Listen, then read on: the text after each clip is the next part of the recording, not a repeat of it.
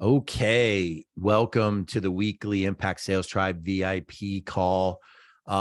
Excited to go over this stuff today. Kind of a brief refresher from some stuff we covered in Impact Sales Mastery in session 9. But I wanted to start here because a couple of questions that I got this week from some people brought me back to this particular graphic, and I want to share this. And I want people to see this and embrace this, but also look at this graphic um, a number of different ways. And I want to kind of explain what those ways are, and then we're going to open things up to some questions. But one of the questions that came up this week was related to obviously the timing of when we do ask for the business, when we actually do try to position the close. And in session 9, we talk about the importance of timing, the when we do it and the why we do it at certain times. And then in session 10, we get into the how we do it, right? But the when and the why is really, really important, because many times people will move forward and decide that it's time to ask for the business, and for whatever reason their timing is just off. So I want to just take just a couple of minutes, kind of review our um you know really what is our impact sales pyramid, and discuss the ideal timing to discuss moving forward as far as closing, but also better understand your odds and your likelihood for success in certain categories. So real quick, not going to spend a lot of time on it, but number one, when you look at this pyramid, it is a little inverted. It's kind of backwards. Originally I designed this the other way, and the more I looked at it, the more I said, that's not the message I want to send. I wanted to send the message of what you now see in front of you. So at the bottom of the pyramid, you have what we call the neutral phase. That's kind of the early stage in the sales process where you haven't really earned enough of the right to even ask for business.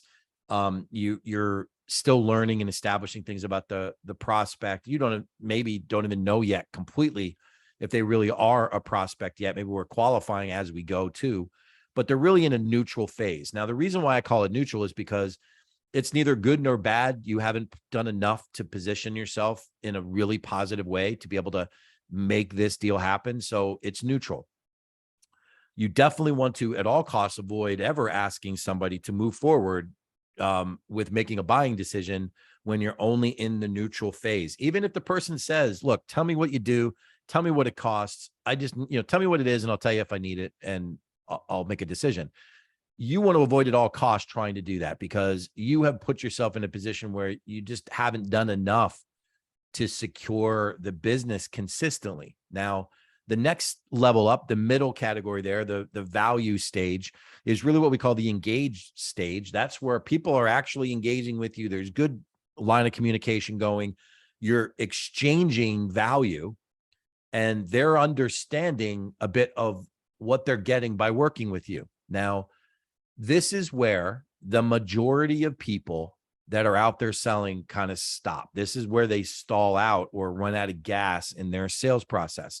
And just between the value stage and the impact stage is where we define and call the impact line. And that impact line is the line by which you cross over and start really exploring in with significant depth the impact driven questions that we've given you, the questions that you've seen in Impact Sales Mastery, the questions perhaps that you've worked through on a customized basis between you and your coach, but the questions that really get them responding in a deeper level, the things that mean more to them. Why is it so important? What will that do for you? What will that look like? The stuff that really gets them exploring the emotional connection to the decision. And I had previously shared, the likelihood for your success sometimes is, controlled or dictated by what category you ask in. And I kind of shared this, in the bottom category, in that neutral category, you have a 0 to a 25% chance of closing somebody if that's where you ask for the business. You have a 25 to a 50% chance of closing them when you're asking in the value stage. And your odds go up significantly from 50 to 100% when you are asking in the impact phase. Now, I wanted to, again, bring up this graph because one of the questions that came up this week was talking about the progression of the sales questions, the questions that we cover during the sales process. If we're following that spin model, we start with situation, we move into the problem, then implication and need payoff. And there's a progression. And this graph, really clearly defines kind of what that progression really is. The more intense, deeper, more impactful questions fall under the impact stage, obviously. But as you're working yourself up the pyramid, I want you to envision your questions intensifying. I want you to envision you going farther and deeper. I want you to envision you taking the conversation to a whole different level and ultimately dragging them back to a place where they're really emotionally connected to what they're sharing. There's deep meaning to it. Now, I know there's a lot of different people out there and a lot of different ways that people look at things. And some people are very focused on logic and how they make decisions. But the fact is, the majority of people, whether they verbalize it or not, the majority of people do make buying decisions based upon emotional factors. And logic is how they substantiate or justify the decision that they make. But the emotion itself is what drives the buying decision. So it only makes sense to be elite as a sales professional, to really crush your numbers and do a great job, that you need to spend the majority of your time on the emotional things that trigger that feeling with that prospect. And that's why the impact stage is at the top of the pyramid. That's why the impact stage is the largest section, highlighted in green, because that is where the money is. That is where your ultimate success more than likely will come from. Now, I said it before and I'll say it again. For people that have never been through Impact Sales Mastery, or people that have never done any type of advanced emotional training or sales training related to the emotions of selling, they probably will spend the majority of their time in the value phase. They probably will sell very much like, I identify a need, I show them the value of my product, I talk terms, and I try to close. And that's kind of the world they live in. And right at the beginning of Impact Sales Mastery, and anybody that really works with us knows that one of the big things that is a foundational piece of what we preach and talk about is every sales professional out there is really trying to do the same thing. And that is position themselves as a trusted advisor and resource for their prospects and clients. If you strip it all away, doesn't matter what you sell, doesn't matter what you offer, doesn't matter what you do to impact the world. That's ultimately what you're trying to do. You're trying to be that trusted resource and advisor for them to count on you when you show them what it is that you do. They are relying on that. If you want to separate yourself from the rest of the pack, the rest of the salespeople that are out there, your competitors, anybody, if you want to separate yourself, your objective should be to position yourself as a trusted advisor. Differentiation is key. You need to be different. Now, I don't mean different in a quirky, weird way. I mean different in a way that is more impactful and impacts your prospects and your clients on a deeper level. And that's a large part of what this process is all about. It's about driving you towards and above the impact line to make sure that you're operating at the highest level, generating emotional responses to the things that you're doing, meaning the questions that you're asking, and then knowing the right time to go back and ask for the business if it's even necessary. I said it before and I'll say it again. When you follow Impact Sales Mastery, if you follow the questioning pattern we give you and you do it consistently, you will find an increased number of people that will make the buying decision for themselves, or are just going to be ready to buy, and they're going to steer and they're going to say, what's next? How do I move forward? And we've talked about this, but it's so true. So for you, your objective should always be to stay above the impact line with everything that you do. Now, one of the other questions that came up, and it's a really, really important one, and we talked about it in session 9, but I want to reiterate it. It's critical. Is this graphic illustrates a nice, compact, easy to follow step-by-step process, right? But we all know in a perfect world, things don't happen that way. Each call doesn't necessarily allow you to go from A to Z.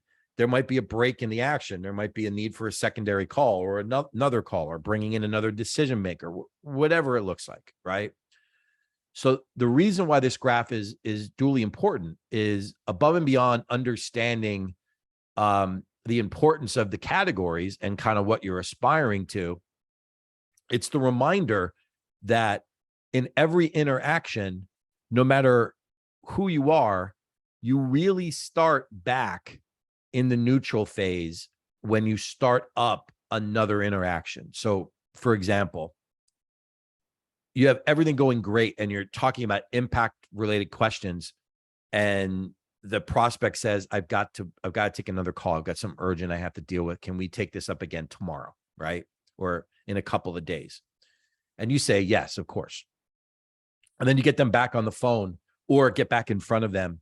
And for many people, for many sales professionals, they think that the emotion tied to everything that you talked about before in the first call with the person is still going to be there. It's still going to be that high up. It's still going to be at that energy level and that emotional and still that connected. But the fact is, life has taken over since then. Many, many things have changed.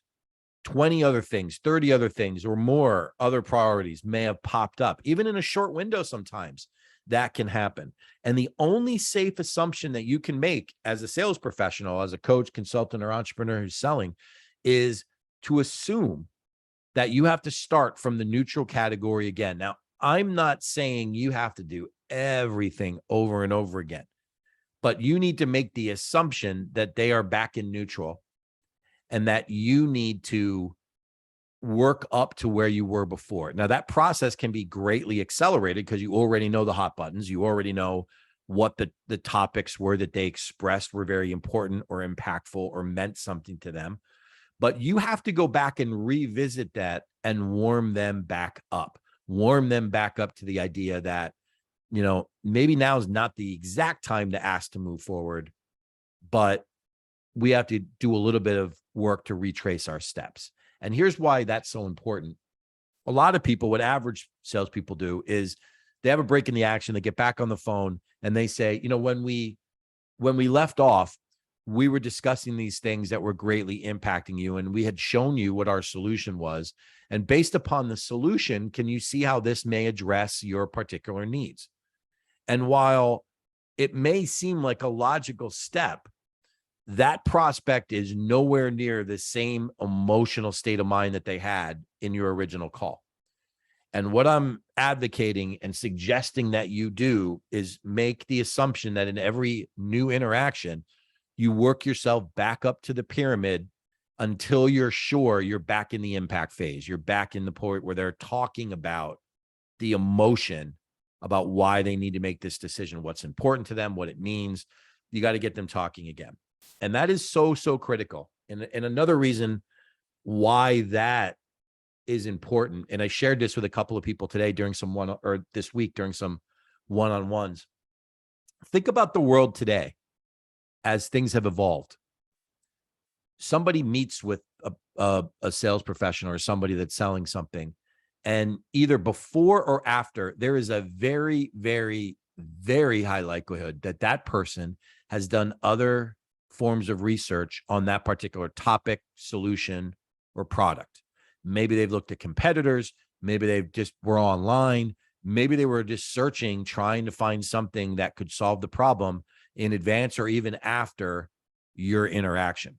So here's just a big, bold statement that you need to underline in understanding about why this graph is so important to you. If you come back in a follow-up meeting and you drop yourself right into the neutral phase, and then you try to ask for the business, there is a very good chance that somebody may have already been interacting with that person or has interacted with them since your last interaction with them. And they may already be farther up that pyramid in the work that they're doing with that prospect.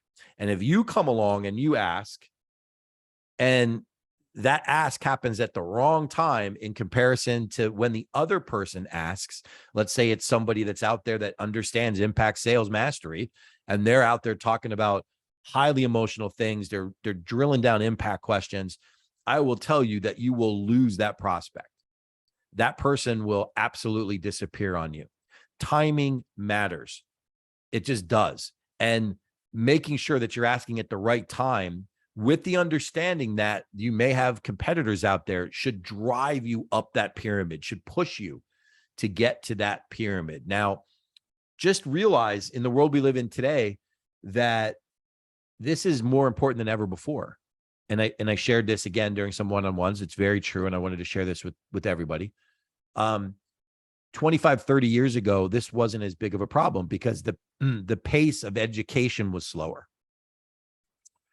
For people to get information, it was a lot slower than what it is today. Now, today, with targeting and analytics and all the other stuff that comes into technology, if somebody goes on social media, if somebody is searching websites, if somebody's on Facebook or LinkedIn or whatever, downloading and looking at certain information related to what you do, they are probably hearing from other people, getting notifications from other people, seeing what other people are putting out there. And that creates and should create for you a sense of urgency and understanding the importance about getting back to that impact phase. Now, the good news is, and this is where I want to break and we'll start opening up for questions in a minute. The good news is, have faith and hope that you're much better positioned than they are because you understand the power of impact sales mastery. You understand the importance of those impact focused and driven questions. But every once in a while, there's going to be somebody out there who's good and sharp at what they do, and they may understand this and they may do it well. And the only thing you can do to protect yourself and your business consistently is to follow this type of an approach to stay up that pyramid on the emotional side, stay above the impact line, and continue to differentiate yourself from other people that are out there. It's not just a closing tool for you. It's a client conservation and retention tool. By doing it, it protects you against somebody coming in and undercutting you financially from a budget standpoint, because they may come and do that. But if they don't connect to that person the right way and the emotional connection isn't there, the odds still favor you. But if you fall short of that, if you ask for the business in the neutral or the engaged phase of only delivering value, you're no better than the competition. You're no better than anybody else that's out there. And this is a very, very simplified view and way of looking at things, because this is a complex situation with multiple moving parts in the sales environment and multiple service providers. Like it's a lot more complicated than the way I'm just describing it, but I'm describing it this way intentionally to express to you and cover for you in great detail that if you stay above that impact line, if you sell using impact driven and focused questions, and you ask for the business in the impact phase when it's most emotionally connected to your prospects, your odds for success are always, always greater. You always will be in the driver's seat. Now, I'm not saying you won't lose some deals here and there. Of course you will. But if you want to stack the odds in your favor, if you want to protect your current business from competitive influences, if you want to protect against buyer's remorse and pricing issues where people come in and undercut your price, well, then you better be doing things differently and you better stand out. And that's why impact driven questions and a focus on the emotional decision-making process is so powerful. So I wanted to cover that today. It was something that came up a couple of times. We go through this and have gone through it in session 9, but it's really, really important because before you understand how to do it, you really better know when, and you better know why before you jump into it. And that's kind of what session 9 was about, and a lot about what today's VIP has been about. So let's open things up. It can be related to this particular issue. It can be any open question regarding impact sales mastery. I'm happy to answer any question you have, any sales related question. So why don't we open up to see what you guys have by way of questions today?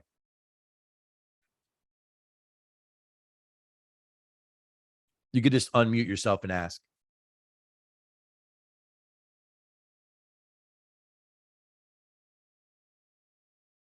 Quiet bunch. Morning, Joe. How's everyone doing today? Good morning, Adonis. How are you, sir? Not bad, man. It's Friday's Eve, as I like to call it. I like to Yep. open up every interaction with that. So, impact, value, neutral is what you call the small triangle on the very bottom. I do. In terms of being in neutral, what are the typical what are maybe some other words that would better describe potentially what you're actually doing in that particular triangle? Because like neutral, it might describe like just kind of like the relationship status, but what do you tend to find is actually going on other than just you kind of existing in that space? Well, maybe what are some other ways of kind of understanding whether you're in the neutral stage or whether you're in a stage that might be even less engaged than that potentially? Well, neutral is kind of like a catch-all, but really it's anything, Adonis, from the initial interaction to building rapport to, you know, transitioning into really asking for some substantial information related to their business needs. So it could also include your basics, you know, basic information that you need, like the qualifying steps, you know, getting to know, look, how do you make your buying decisions? You know, little things like that. All of that stuff is really neutral emotionally. It doesn't, you know, precipitate any type of emotional response other than you're asking for information, they're sharing information. You don't really start engaging them until you start some exchange of value, until you start either describing what you do and the impact that has on them, or getting them talking about the impact that their problems have on them and what it would look like if it was different. So anything outside of that, all your early stage stuff is all really neutral. If you think of that situation I described a couple of minutes ago about a break in the action and you're calling for a follow-up call, even though you have previously covered a lot of stuff, that initial beginning time period of that secondary call is really neutral. It's, you know, they're not any more emotionally connected to it than a cold prospect. Now, there's a lot to work with. You can go back and tap into things that they talked about before, but if you think of it from an intensity level, it's very, very flatlined. There's not a lot going on. They're not thinking a lot about it. You're reconnecting and you're trying to work them back up. Does that make sense? Yeah, for sure. And then like, you know, from the value standpoint, like I know there's been several times where I'm wondering, you know, from the standpoint of, especially when you're going through the client acquisition phase, right? You're just trying to figure out, how can I establish the system? What's working for me? I've got metrics, but how do I know whether this person actually feels like they're receiving value or not from what I'm putting forth, right? Like I might be sharing some really helpful stuff in my opinion of like the industry that I'm in, you know, this is why you should use a recruiter. This is why using recruiters will help you save revenue, whatever the case may be, right? In terms of a value pitch, or you're talking about them and their issues, you might be talking about, hey, you know, it seems like you've had this position open for a while now. You know, just wanted to ask some questions about it. Like, I guess one question I have in regards to that is understanding when you can really kind of know that value is actually being provided, I suppose, in some of those settings. Well, that's a great question. The easy answer for that is when you turn around and you ask them, what do you think of that? How does that make you feel? And how would that impact you? Right? Like, you don't really know 100% until they verbalize back to you that it has some meaning to them, right? Like they could say, here's a problem. And you could say, I agree, that is a problem. We have a solution. And the solution is this. But until they verbalize that solution is valuable to them, that it's important, you really can't even say it's a valuable interaction yet. It's like exchanging data until that point. Like if you think of the emotional portion of it, where it starts building is when they start expressing, oh yeah, that would definitely be important for us. That would definitely have a positive impact. And the description of where that impact line is, Adonis, that exact scenario I just described in the value stage is where most people stop. They'll say, oh, Oh, that's great. So this would definitely help you. Yes, it would. Well, let me tell you exactly how we could do that for you. And they go immediately into the ask. They go immediately into, I'm gonna try to close this up and wrap this up right now. And in some cases, a lot of conventional sales training still teaches that. They still teach the idea of don't talk past the close. Well, my position, and it's always been my position, is that that closing line has continued to move.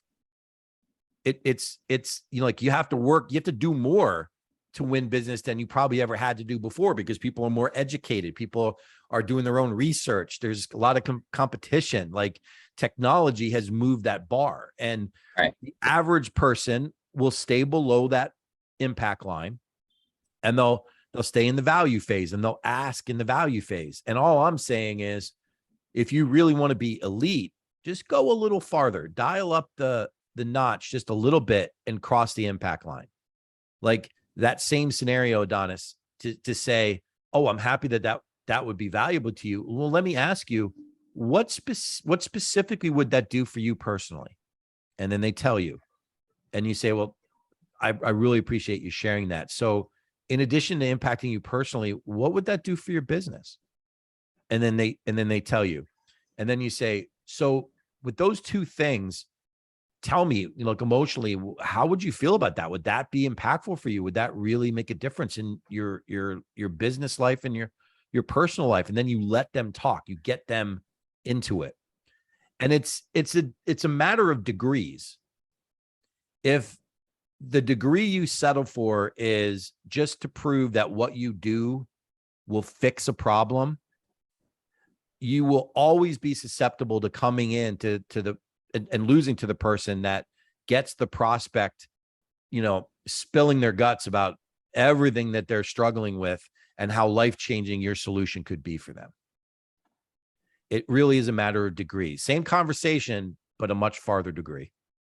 Yeah. I mean, when I'm going through the client acquisition phase, there's kind of like a sequence that I kind of develop, right? It's like, especially because most of the time your clients, or your prospects rather, aren't going to necessarily respond to you within the first 4 or 5 times. You know, it seems that statistics are showing that it's going to take 5 or more touch points in order to actually really get that person's attention and get that person thinking about you. Yep. Um, And remember, another foundational piece of all this, and it's good business. Your goal before you can ever be their trusted advisor is they need to know, like, and trust you. Right. And how you create that in a shorter window without time is by making a better connection, making a deeper connection. And the way you do that is by crossing the impact line and establishing that connection there. Because the difference for a lot of people is that they can't emotionally get there themselves. Like a lot of people struggle. It's like, I don't want to ask those types of personal questions. I'm like, so you'd rather be like everybody else and not think that you can connect on a deeper level? Like I want my clients to know that I'll move heaven and earth to help them. And I understand why their success is so important to them, or their challenges are eating them up. Like I want them to know I'm there. Like and a perfect example, I'm not going to take long with this description, but I was on the call with a guy yesterday, runs a pretty significant marketing / branding business. And he's at a tipping point. And the guy was very transparent. And literally in the neutral phase, he's already opening up. Like he's literally like, I got to tell you, I want to be right up front. Here's what's going on. Okay. So we get into the value phase, and he's like, you know, so is this the type of work that you do? And I'm like, yes. And I said, you know, are these the types of problems you're having? He's like, yes. And then he said, can you address those things? I'm like, yeah, absolutely. We can address those things. And then I said, but let me ask you a little bit more. So we crossed the impact line, and I'm digging into kind of what's going on. Well, kind of here's what's going on. He's having problems in his marriage. His wife, who is his business partner, is considering leaving not only the marriage, but the partnership. He literally is opening up and describing here's where everything is going wrong in my business. And I need to solve this. And literally the words, this exact word came out of his mouth. Nobody's ever had this type of a conversation with me about my business. And I'll be very transparent with you, Joe. This is, no matter what I choose to do, it's a Hail Mary for me, because this is either going to work or not work. And if it doesn't work, this is probably going to be the end of my business. So there's a lot riding on this. But you're the only person, I've talked to 20 people. You're the only person that's asked me the questions that you've asked. And you're the one person that I believe cares more about my success than making a sale. And this is a real life example of what I do and what we're teaching in Impact Sales Mastery that happened within 24 hours.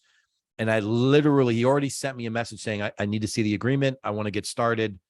I know you're there. Like, I know you're the guy. I know you're the person to solve the problem. It's that type of messaging that crosses the impact line that makes the difference. Like, if I didn't cross that line with this guy, I guarantee you he would have done nothing. Yeah. You know what I mean? Because he was, I would have been one of 20 other people that told him kind of the same thing. And he would have been like, I'm not doing anything. I'm not sure. So I just wanted to cover that. I think it's a really important analogy of understanding the connection that's made. It happens in the emotional impact phase. It doesn't happen anywhere else. It Right. doesn't. And it doesn't matter how long the process is. Like, it doesn't have to be a month or 3 months, or like, the relationship can be one single call if you do it the right way. Okay. Other questions? What else can I answer for you guys?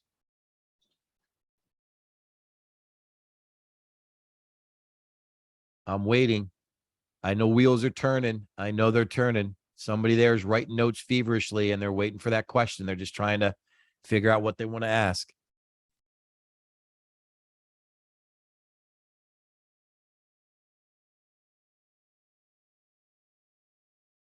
Okay, let me put something out a different way. Is there anybody on this VIP call? And that's okay. You don't have to answer it openly if you don't want to. But if you are open to answering it, I'd like to know, is there anybody on this call that doesn't think that they could comfortably ask the questions that we've covered so far in Impact Sales Mastery? Are you guys good with the questions? I mean, are they too complicated or are they pretty straightforward?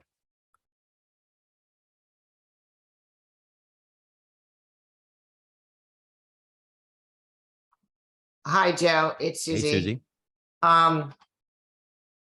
I may have it a little bit easier than others here because when my clients, my suspects come to me and I'm talking to them, they're feeling stuck already. I mean, I put that. Yeah. That's one of my questions out there. That's one of the initial questions is if you're in this particular mindset, that's who my persona is. Mhm. So the first thing, they're almost ready. They're totally ready to just tell me. All I have to do is ask them, like, why'd you come to me? What's going on with you? And it's almost easier for me with my clients to be able to follow up with the questions because they're like, it's falling in my lap. Like they're telling Yeah. me immediately, oh, I'm going through this because it's much more personal for them. It's not their business, it's their personal lives. So for me, it is a little bit easier to get right into the impact questions and get deeper faster. Mhm. So I'm just saying I appreciate that about my prospects and suspects because it's a little bit easier to segue into the personal questions, into the feeling questions, into the emotional questions than it might be for others. Sure. And I appreciate you sharing that. It's very true. Sometimes the pain is great with a prospect, but I want to add something to that. And I want you to think about this, and you don't have to answer, any of you don't have to answer this, but I want you to honestly think about this. Have you ever had a prospect that you're talking to about what you do and the pain is glaringly obvious to both of you? Just both of you, glaringly obvious. But at the end of that whole process, nothing changes. They decide they're not going to move forward. They decide they're not going to do it. You know, there's no movement to and towards a resolution. Has that ever happened to anybody on this call? Most definitely. Yeah. It happens to everybody. Everybody has somebody that happens with for a variety of different reasons. But I will tell you what the number one reason is that happens. The number one, after, let's put it this way, with one assumption. The assumption is the prospect is your ideal prospect. So let's just make that assumption first and put that out of the way. If they're not the right fit, that you really can't recover from that. But if they are the right fit, if they're the right type prospect for you, they are a legitimate prospect and not a suspect. The one area that's at the top of the list as to why those people don't make decisions to move forward is that there wasn't enough time and energy put forth in exploring the impact questions. It is without a doubt at the top of the list. Now, it doesn't in any way matter what pricing considerations are, what terms, conditions, product things are. If they don't buy the concepts, the details are irrelevant. Like, it really, really is that clear. Like, if somebody is emotionally connected to whatever it is you're talking about, and it's glaringly obvious that a change has to happen, and you've done a great job of walking them through that journey, they will decide to do something, even if it's just a gradual movement in the right direction. Maybe it's only a fraction of what they need to do, or the smallest level of what they need to do. They'll do something, but they won't do nothing. Where people lose prospects all the time is they stay in that value stage. They don't cross the impact line. They ask for the business at the wrong time when the odds are lower, when the prospect isn't emotionally engaged, and then they act surprised why the prospect doesn't want to change something. Like, I don't get it. I don't understand. Like I get these calls like, Joe, I don't understand. Like, I'm getting appointments. I'm having great interactions. They're great prospects, but people, they aren't buying. I don't know. Is the problem me, or am I closing poorly, or like, what is it? And almost exclusively, it's always a matter of, you did everything right. You just didn't go far enough. You didn't dial it up enough.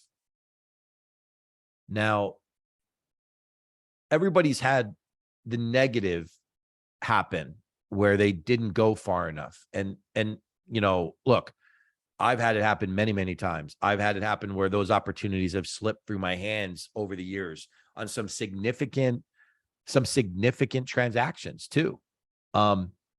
I'll be real and transparent. I know deep down that going back about 8 years ago, I lost $1 million contract because I missed probably 2 questions that I could have gone further on that would have thrown them over the top.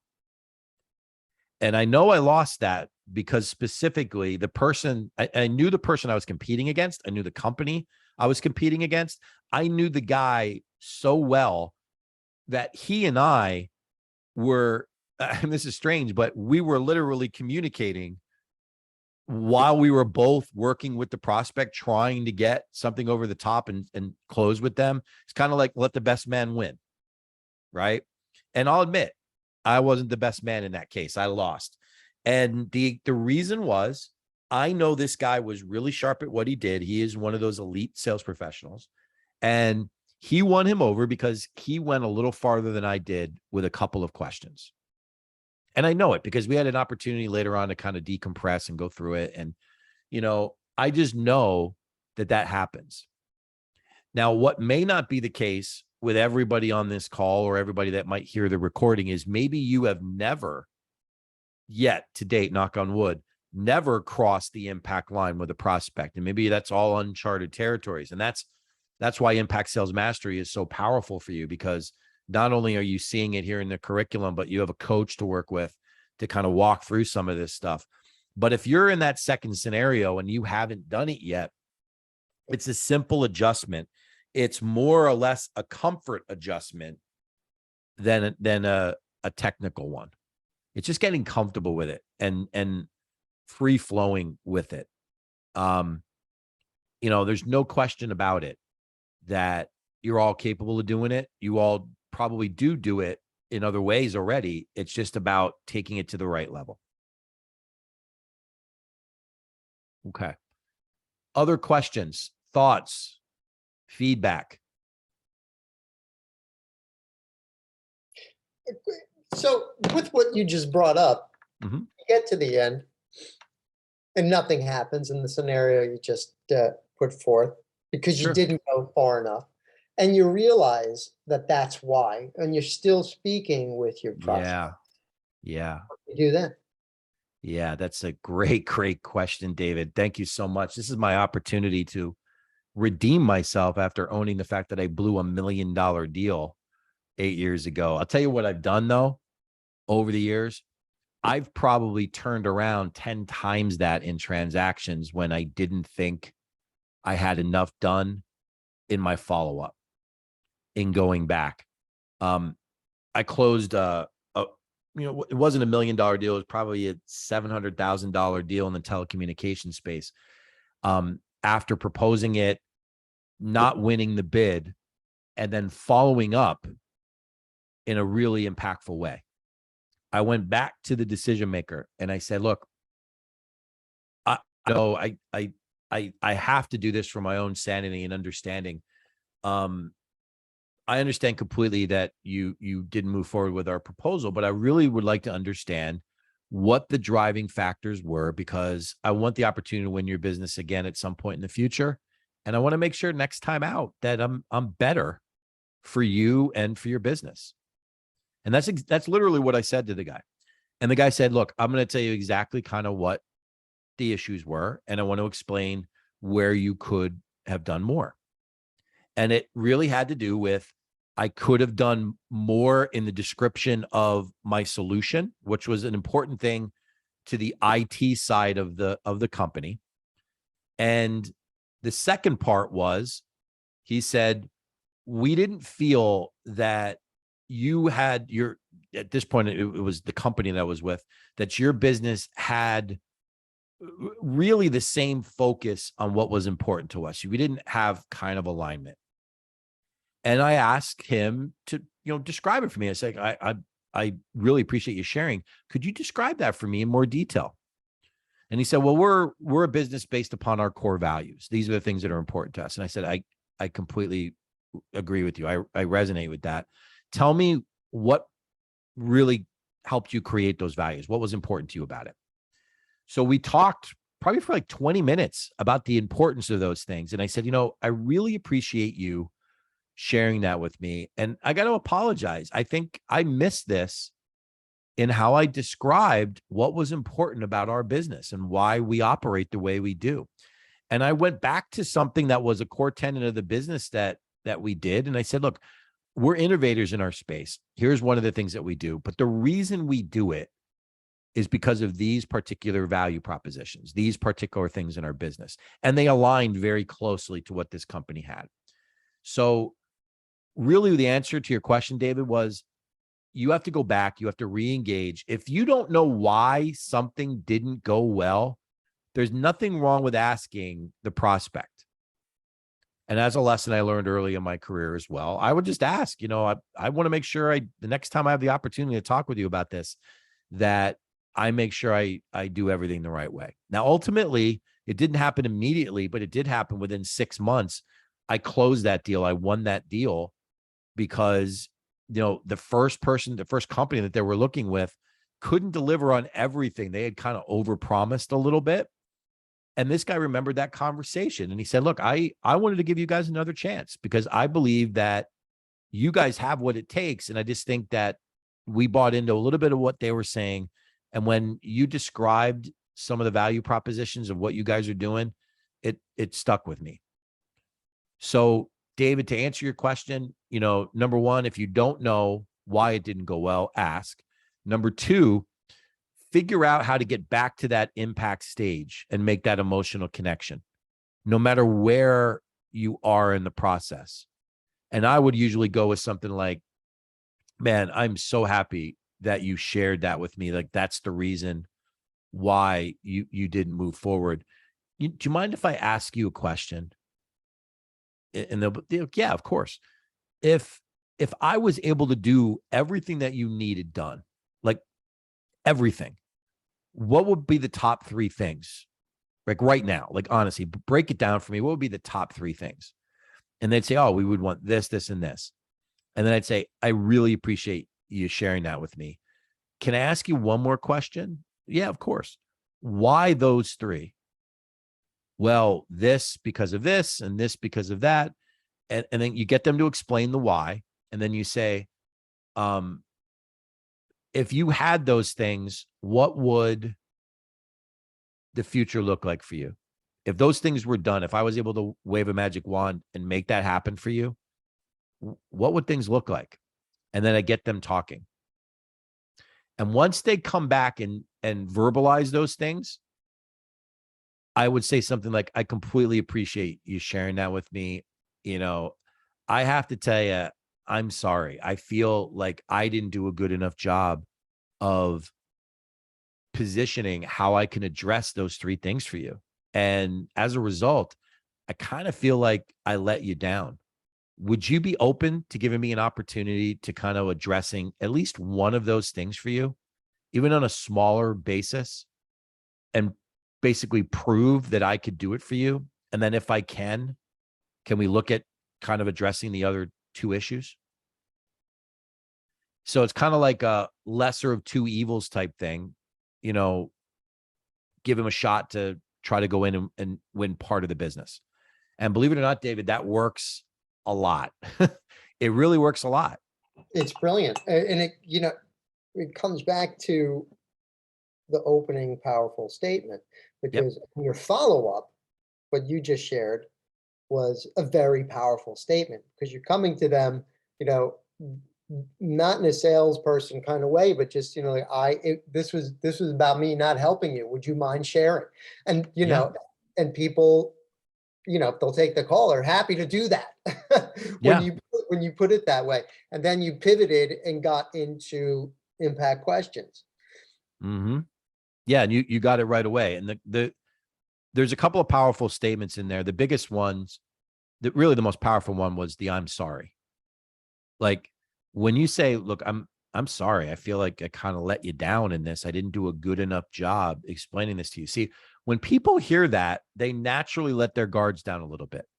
They naturally be like, oh, no, it's okay. Really, it's okay. Like they don't want to make you feel bad. But the fact is, you really should be sorry because you missed something, or maybe you didn't do something the right way. Yeah. This is all completely sincere, and it needs to be sincere. It's not designed to be like a technique. It literally sincere communication. But then you have to follow it up with, let me have an opportunity to prove to you that I can make it right, is really what that message is. Just give me a shot. Let me do this on a smaller basis to be able to help you kind of get what you're looking for. Let me earn that right. And it's a powerful, powerful statement for people. And notice, and the reason why I use that example exactly, notice that it's not about the technicalities of what you do. It's all about what their biggest priorities are, allowing them to pick one or something that you can do, and getting your foot in the door.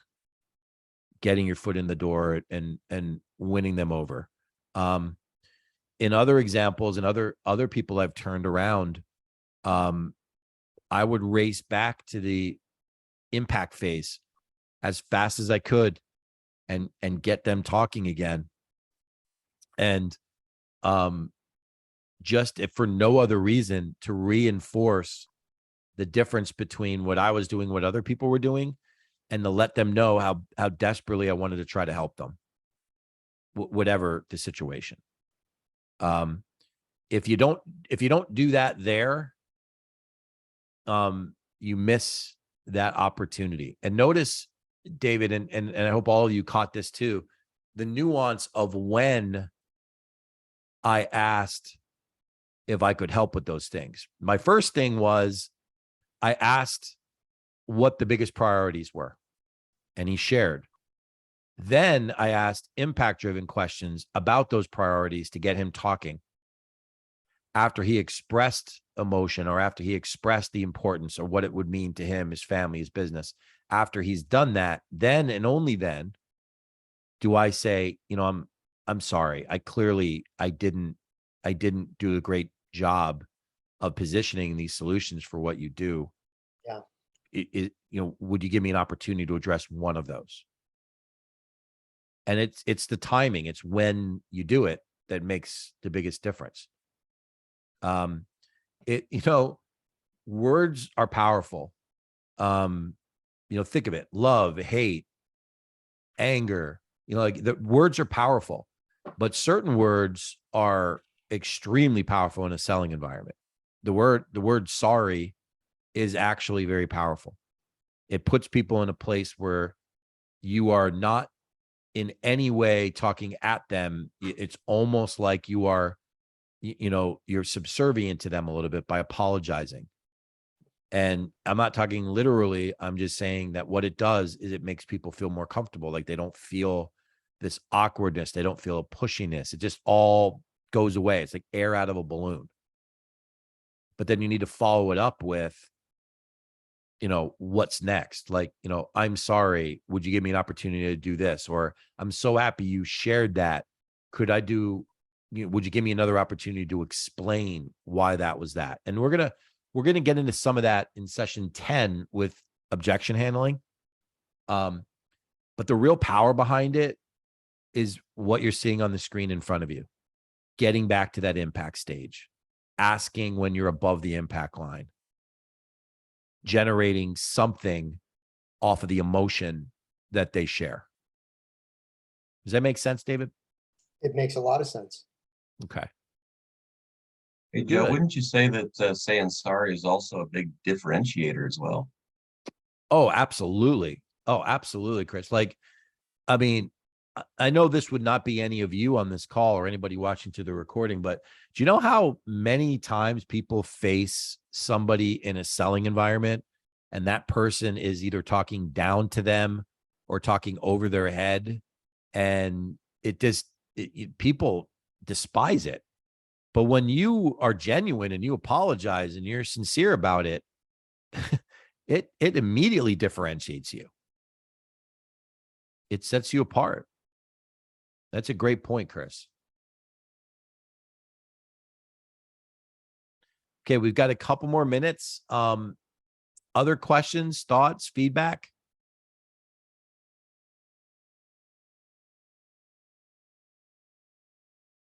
Okay. Feedback, before- great session. Thank you for Great. taking the Well, time. before we wrap up, I want to just share one thing.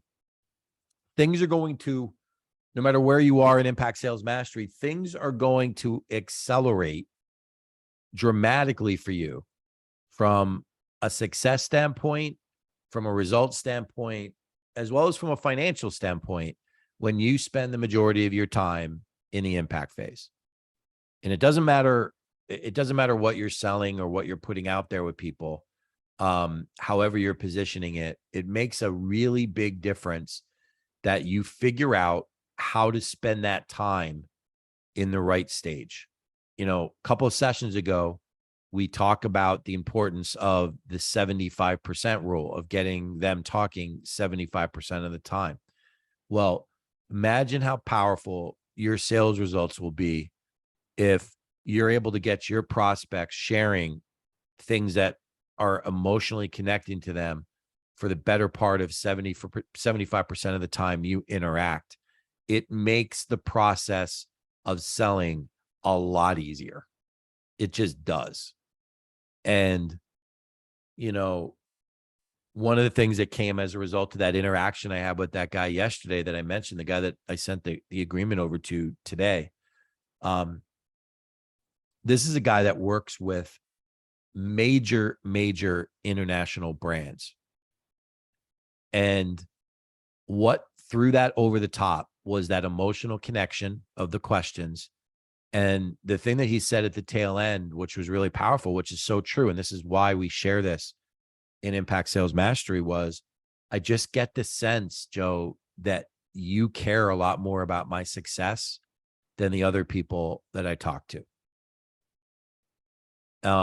And that is exactly what it means. Like when you do this stuff, when you make the commitment to sell this way, when you make the commitment to communicate this way, it's not just an illusion. It is the reality that by doing that, you're creating not only a better communication pattern, but you're building relationships in a better way because you are about them. You are about their success and their well-being and their results. It's not about you. And I don't get into this in this graph, but it's very, very true that when people stay in the value phase, you find that they're spending way, way too much time talking about themselves, talking about their solution, their product, their service, their offering, whatever it is. They spend all their time talking about how great they are and very little to no time talking about exactly what is in it for that prospect and what means the most to them. So I appreciate you guys hanging in there with us for today's VIP. A lot of stuff. I'll get the recording out. Let's make sure we are excited for tomorrow for session 10. I am amped up. I'm ready to go. I'd love to do it now. I'm so excited about it. But we're getting close to wrapping up Impact Sales Mastery, and you're going to see things starting to build by way of momentum. So keep up the good work, and we'll talk to you all soon. Take care. Thanks, Joe. Thank you very much. Thanks, Joe.